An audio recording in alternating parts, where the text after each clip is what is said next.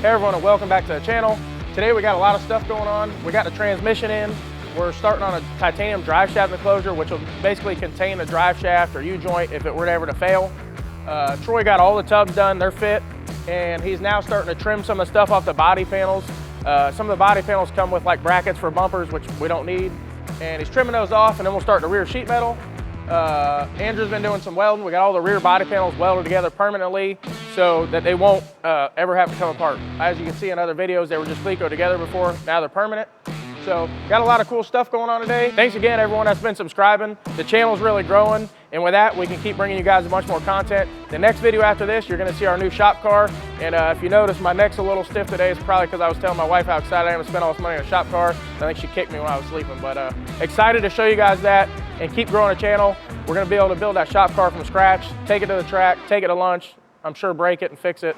So excited to keep this going. Thanks again. Okay, now I gotta see what I'm gonna do with the angle of the tab. I can cut some of this off right now. Are you sure? Yes, I'm sure. I'm not gonna. I can take it all the way down to the string because I got a clevis going in there and a tab and all that. Dan, are you in the center there? Does it gotta come this way some? Oh. According to this tube, it looks like you gotta come this way. Yeah, I do. I do that. You want me to loosen this? Just a little bit. I see your line here. A little bit. Yeah, all we're right. good. Go ahead. Oh, you got it snug back up? Yeah. Oh, we're good. As long as it's on those two lines, we're good. Now I'll cut it from here. Yeah. And then I still got to go for clevis and tab, but it just at least gets it shorter. Offset a scout. And what? You're going to be offset a scout landing on your diagonal. That's a whole lot closer than it could be. Yeah. Oh yeah, that's fine. Yeah, you're off center and maybe a quarter inch. I'll take out 3 inches for now.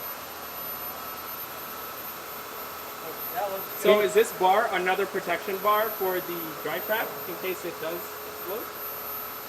Yeah, this contains a U-joint. If you explode a U-joint, that shrapnel is going everywhere.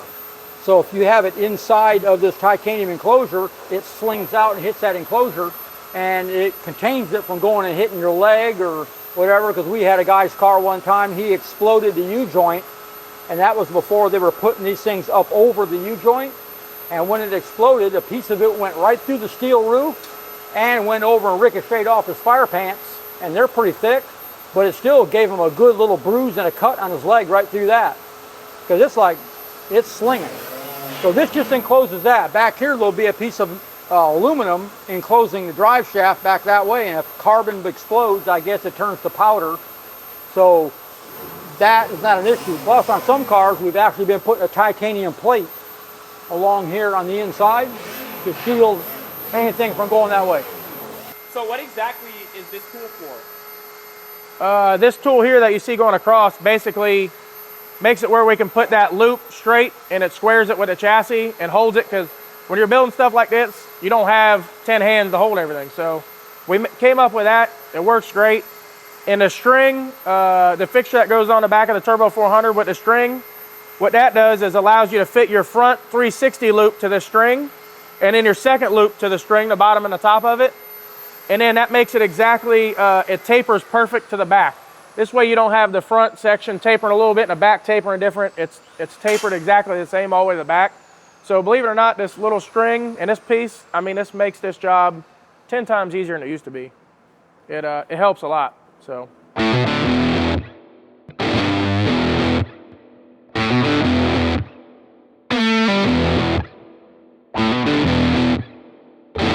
you got going on back here besides dropping stuff? Fixing to do some tin. I have my tubs are done. I got them kind of rough cut down through here. So what I'm going to do, I'm going to build a panel that runs along here to the end of the tub, at which point it's going to turn and continue down to this panel. So it's going to be open on the side. So then I'm going to make a panel on each side, and it is going to run from approximately here to here and close this off, and then from here it's going to angle up follow this piece of tin that's already coming through this area, and then follow the tub as it transitions down to the quarter panel, and that'll close that area off. I had one design I was looking at. Grab that piece of cardboard under the big piece. One of these? Yes, sir. That's the one. Oh no, that's not. Oh yeah, that is the one. I was originally looking at something to this effect,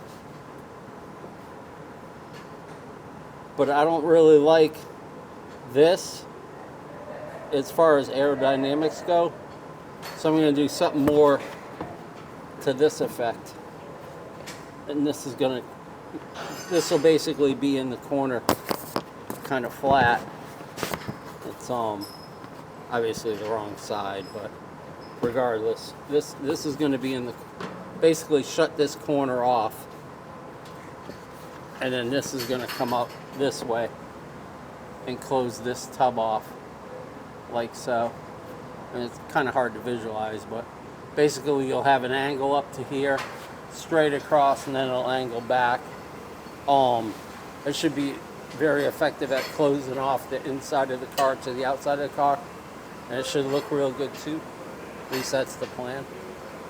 Now, Troy, when you say aerodynamic, what do you mean? Is there some type of wind resistance there in that corner with the way you had it the other way? Well, the bottoms of these cars are very smooth. You have basically with your tin and your carbon panels, unlike a street car where you have exhaust and bumps and what have you for seating and interior room. These cars are very smooth until you get to this area. Once you get to this area, you have all your shocks, your rear suspension, all that. As the air comes under the car, you want to guide it out the back. So anything I can do to avoid this forward as it goes down with something that angles back, it's just going to help the air transition out the back of the car. So yeah, it's kind of, I mean, aerodynamics is aerodynamics. Once you get over 150 miles an hour, aerodynamics plays a much bigger role in the performance of these cars. But at the same time, you have a wing on the back pushing down. I mean, there's a lot of things going on in the back of the car. And creating an air brake under the car isn't something that I want to do. So that's why when we do the tin, it's going to be kind of angled down like so, just to keep the transition smooth. And it'll look good, it'll function, it'll keep the inside separate from the outside. It's basically what we're trying to do. And I'm going to do that all out of 040 aluminum, old school. It'll all nut and bolt together, so it'll be pretty slick when it's done. We'll have updates, obviously, once it is done. It shouldn't take too long to do. Are these parts that you have removed already just basically other options of mounting points when it comes to these? I know you have to make modifications when you get these from the factory, the panels, but is that just another option in case you choose to mount differently? Basically what we're looking at is replacement panels for a 69 Camaro. If this was a street car, there would be an entire structure that we would be dealing with. Inner fender wells, sail panels, an entire another roof under the outer skin. This back panel has these little brackets. It's basically just a threaded insert that on a stock car, when you put your chrome bumper on, there's a little bumperette that comes down and bolts to that and ties all this together. Well, it's a race car, so we're going to trim the fat. Anything that we're not going to need in the car, I'm going to knock the plug welds out of this and get it out of there. And you'll see a lot of this, all this extra tab, is all going to get trimmed back because this is going to get solid welded from the outside with silicon bronze. So all this extra metal can be trimmed out. Basically, it's a race car. I mean, if I can save an ounce here, an ounce there, 16 ounces is a pound. If I can save, 10 pounds here and there, it all adds up at the end of the build. When you throw the car on scales and the car is light, now you can add weight where you need it to make the car work better. So it's all a matter of steps and a little experience. Anytime you're building a race car, lighter is always going to be faster. There are some instances like Bonneville and so forth where weight is a factor and you're doing 300, you need a heavy car. We're not there. We're running 8 mile, quarter mile, and the lighter the better, the more power the better, all of that type of stuff. So yeah, basically these repair panels are all going to get trimmed of anything that's not needed. Like if you look up in here, you'll see these 5 holes.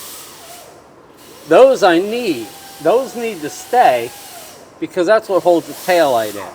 And this is going to get probably, you know, stock taillight. But I can trim some of this back a little bit. And of course, all of this along the edge of the trunk, once I got my lip for my trunk lid, is all going to get cut off and this lip here. But yeah, at the end of the day, we trim as much of the steel body as we can that we don't need. And that's another reason why it takes so much longer to prepare a steel body to go racing at this level as compared to a carbon fiber body, because your carbon fiber body is already going to have lips molded right in for your Lexan windows. Where on this car, I'm going to have to fabricate all that stuff. It's going to have to get welded. It's going to have to get metal finished. So yeah, the difference between the steel body and the carbon fiber body is a lot of weight and a lot more work to get the steel body ready to go.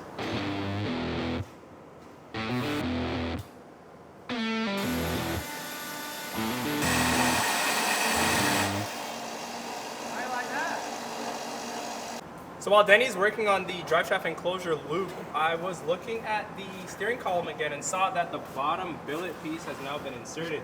Are we getting closer to the finalization of R&D? We are getting closer. We pretty much finalized this bottom piece. You're doing a clamp for the top piece now. We got all our tabs in production. All the cups are done. So we actually have this up for pre-order on the website. And if you pre-order before July, we're going to do 10% off for pre-ordering. They'll start shipping the beginning of July. You can buy it in a few different ways. Basically, it'll come with this tab all the way down here to this cup. It'll come with this top clamp and a bottom piece here. And you can either get it with a column or without a column. Some people already have a column, so you don't need a column. And you can get it in titanium or chromoly. So there's a few options there.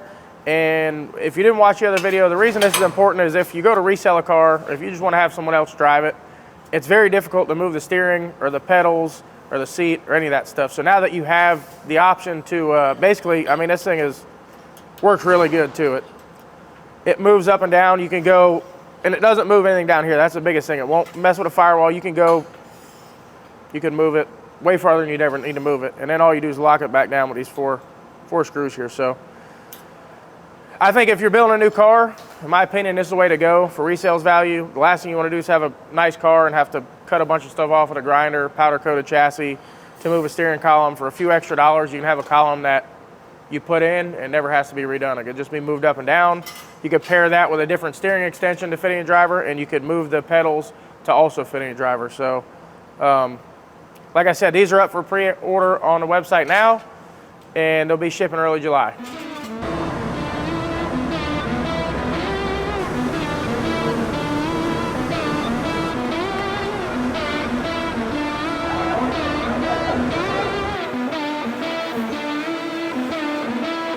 The mid-plate mount drawn up. Okay. You put it on a flash drive? Yeah, it's on flash drive. All right, perfect. We'll go show Andrew. That'll give us a good opportunity to show Andrew how to use a laser.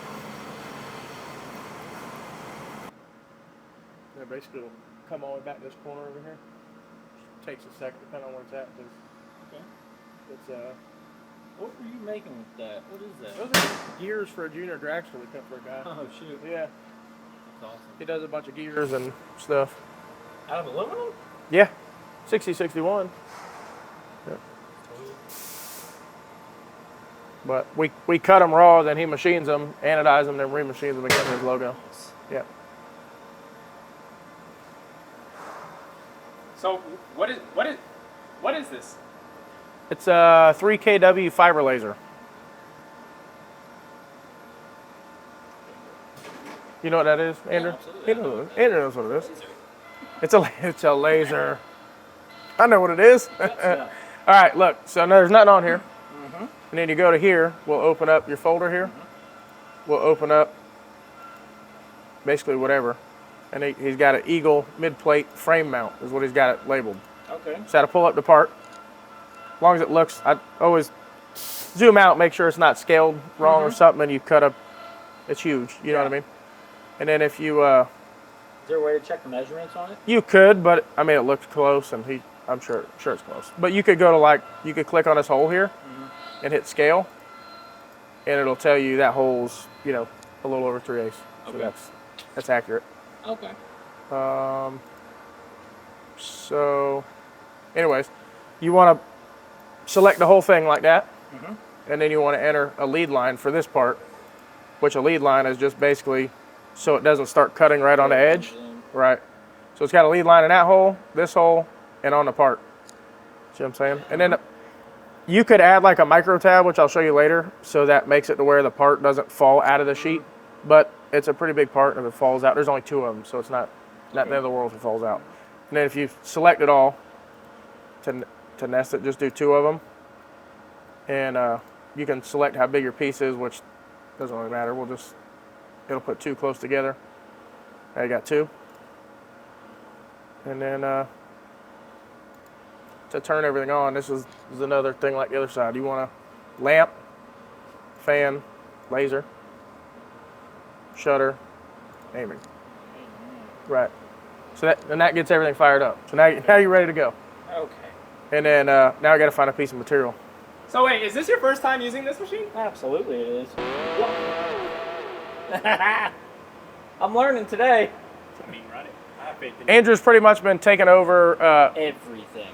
Well, taking over the world. No, he's doing all the parts, and there's sometimes when some parts require little pieces for custom brake pedals or stuff we do. So if I'm not here to run this or someone's not over here to run this, he can come over here and put in a part and cut it. He doesn't have to wait for us. So trying to teach him how to do it. That way there's multiple people in the shop that can do each thing. People are out sick sometimes or whatever. Keep things moving. So he's going to learn. I think he'll do just fine. And if he doesn't, well, it'll be bad. Oh, wow.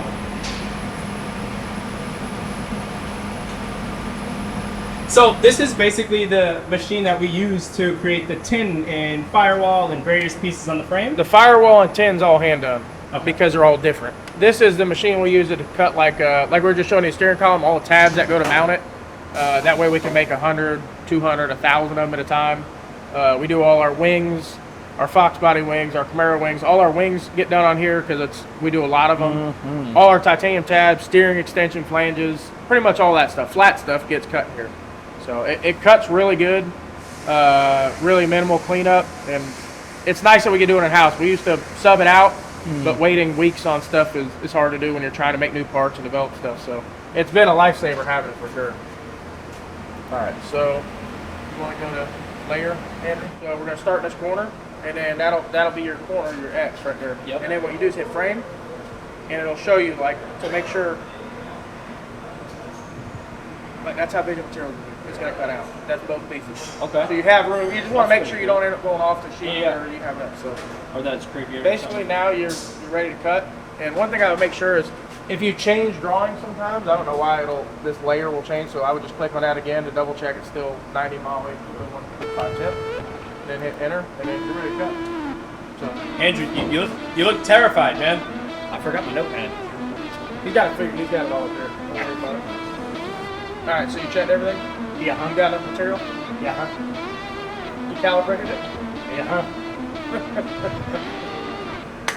All right, Now all you what? all you gotta do is hit the green button now. I can do that.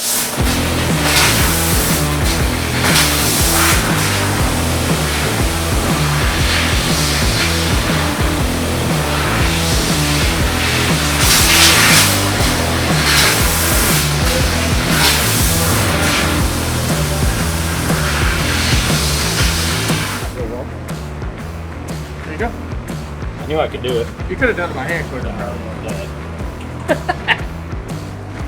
All right, look at that. He's a professional. Anybody needing a laser operator? This is my guy right here. There it is. There it is. Yeah. Let him check this real quick. You want to just check it, make sure that fits good? Yeah, where do they go? Let's see.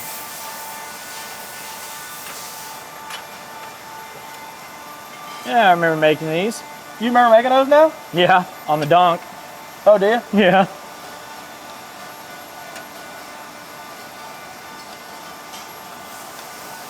We had to cut a little off of it. 1 notch.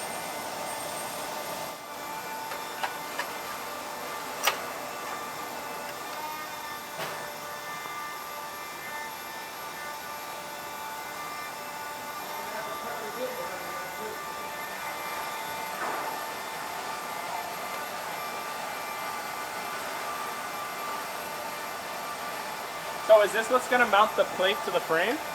Well, we put 4 tabs around the top, individual tabs, but between the dual frame rail and the lower frame rail, we have to cut the mid plate narrow enough to where it'll come past the dual frame rail.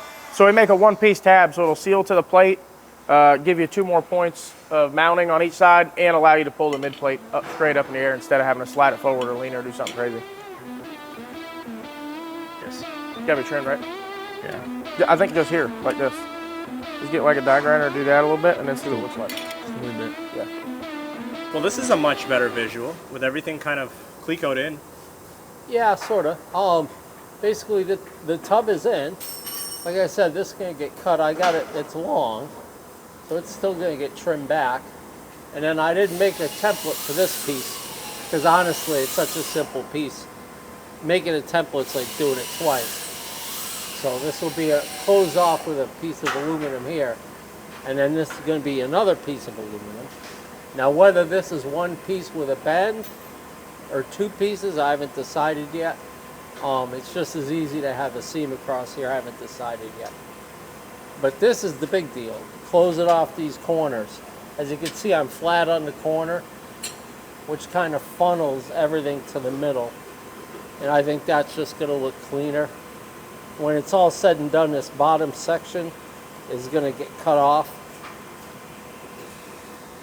And then this aluminum is going to get bent and drilled, nut, and bolted to that panel.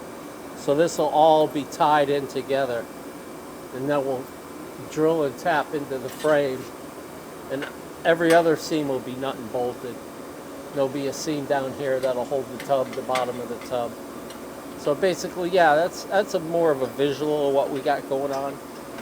And probably next time you see this, there's going to be aluminum, and we'll be wrapping it up and moving on to the next project.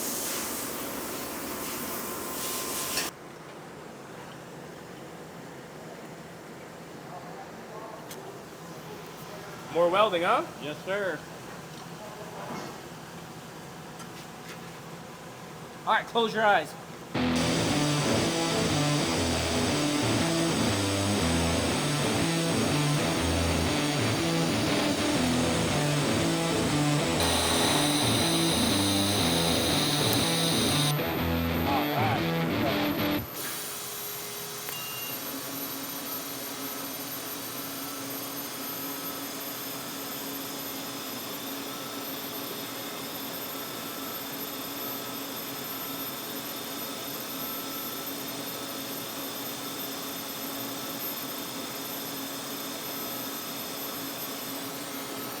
Welding is so hard to film. I bet.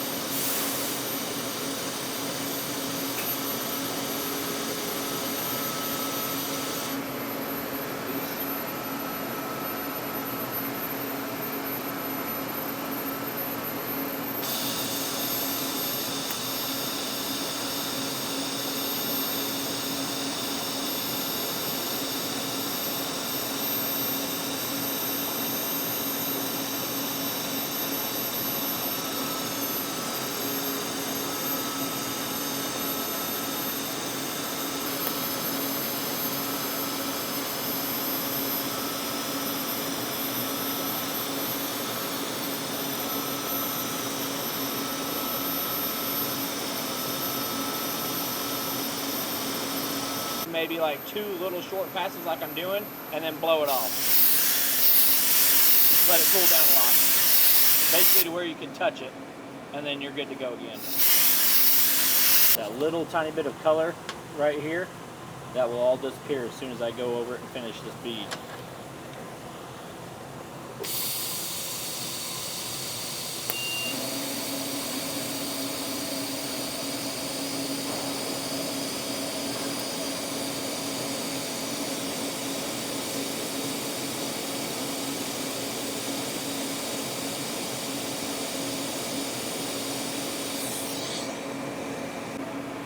Yeah, boy. She's a beaut. Wait till I get to some control arms.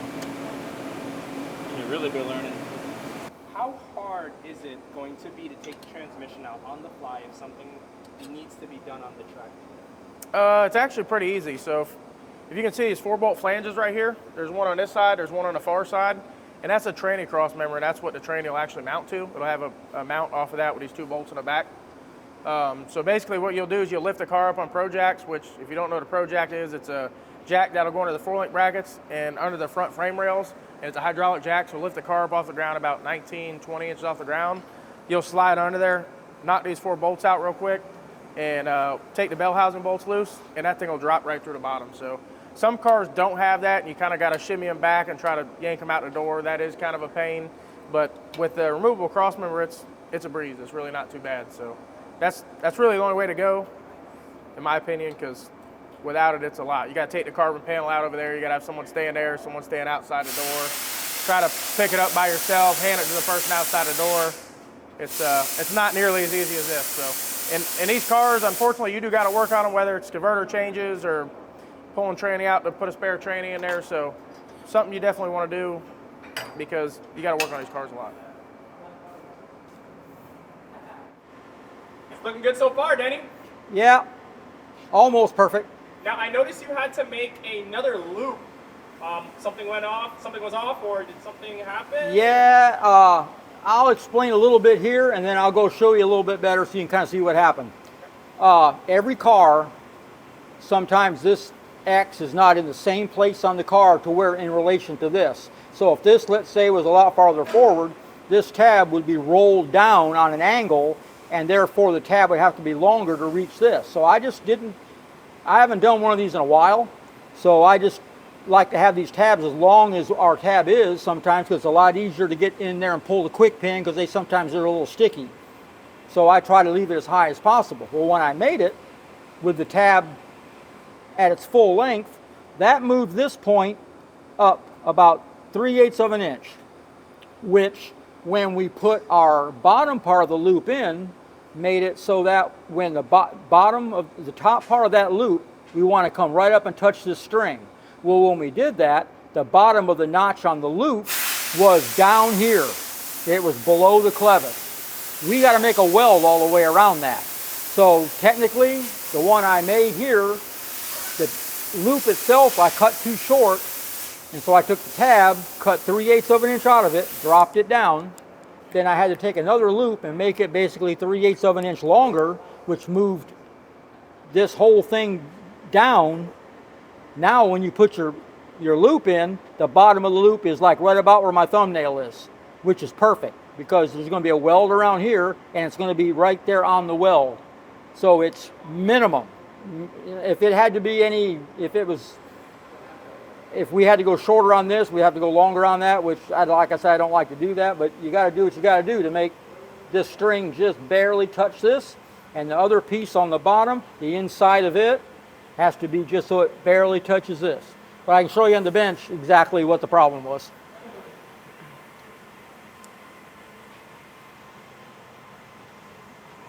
This is the original loop. When I put it in the car and had it sitting in the jig, I made a mark at the top of my jig, and then I measured from the top of the jig down to where that string was going to be. So when this thing's all done, this is going to get welded up like this. So that string is going to be touching right here, and the other string is going to be touching right here. So what I did there's an 1.75 inch difference. So I come over here, and to check it, I line that line up with this line. This line is exactly 1.75 inches over. So I pulled it up like this, and I lined up that line with that. So this is where that loop would have had to have gotten welded. If you look over here, see that big gap? When you put the tube adapter in there, it was going to be too close to this edge. So the only cure is make this longer, move this, in other words, it'll be moved down to here, but then you had to shorten the tab equal amount. So nothing really wasted. This will get used on other parts of drive shaft loops, so we didn't really waste a lot of tubing. We just kind of wasted about 20 minutes of time. And anybody knows me knows I do not like doing things twice, but it's my fault. I made them. It's really difficult to get a measurement before you ever start this. So I just, like I said, never had one that short.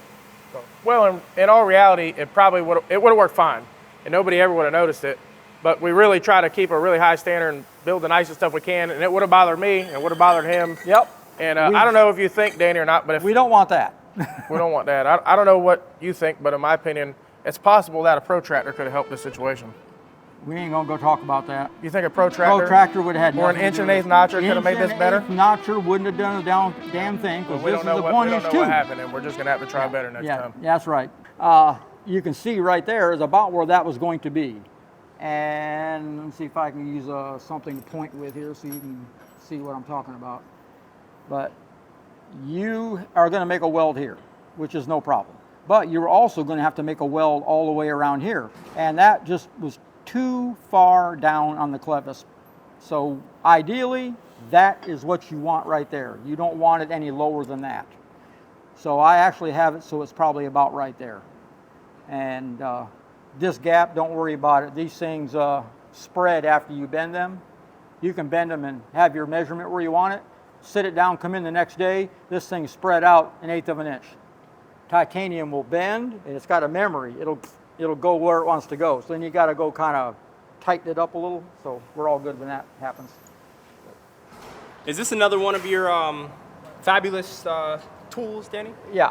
This thing started out just being as something temporary, just to kind of make work. Well, it turned out to be more important than I ever had any idea.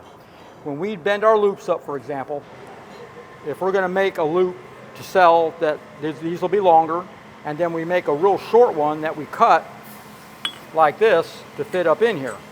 So I come up with this little dealie, and so after you bend a loop up, let's say you're going to make one of these. You snap this thing in place. I have marks up here for our 6.5 inch loops and our 5.5 inch loops. So you take a straight edge and you make a mark right there on the center, and to make sure everything's really cool, you just flip it over and do the same thing. Okay, now you've got a center mark. So then you come over here, and I have these two diagonal lines. One is for 6.5, one's for 5.5. You lay it on that line exactly, and you just make a mark on the tube here. Same thing over here. You make a mark on the tube. Then we go over to our bandsaw, and we saw right on that line with that angle. Then I just take and on the end of that, when I do that, I just take the saw and just cut back an angle on this so I don't have to notch as much material off. Then this here, I'll show you over here. On our other notcher, on our notchers, we take this. I have some spacers I put up under here. We put a 1 inch cutter. You have our spacers that I use. This goes in like so, and we find center of this vise, and we make a mark. Now you just eyeball that line you just made here, eyeball it with this, since there's, you know, if you had a little something you could lay on there, you could see it better, but it works pretty good with your eye. You line it up like that, you bring this in, make sure you still have it lined up, and your spacers are set just so when you push this tube down like that, it hits the spacer and makes this thing parallel. So it doesn't ever want to move on you. So you put it in there like that, and then you take your 1 inch cutter, and all you do is just come into it. And I keep cutting in and cutting in until I see it starts to rub up in this area here. Well, when you look at that area, you'll see where it's been cutting like here, and And if you see where it's cutting a lot here and hardly any here, you know something's a little off this way. But if they're pretty equal, you're good. You bring it in till it just starts to touch there, flip it over, do the same thing, touch it. Then you bring it over here, and you take it, and you test fit it. You want it to be a little bit loose, but not bad, and you'll see you virtually don't have any gap there or there. If you don't have your vise turned exactly parallel to your cutter, it'll cut more on one side or the other. And that's why you gotta just be careful on the setup on this. Every little thing is like kind of like fine-tuned. But that's how we make these loops. It's really pretty simple. Once you start doing them, you can kick them out pretty quick. But this simple little 3 pieces of square tubing has many functions. When we make these, for example, I stick them up in there, and if they want 8 inches in here, well, that's plus an inch. It'll be half of that is 4, so that'd be 5 inches. You just pull a tape measure on your loop, and there's a mark here for 5 inches. You just I put like a little block like this on there. I like doing this. You just lay that block up against that line, make a mark. Same thing over here, make a mark. Now you cut one of these like that and another one just like it.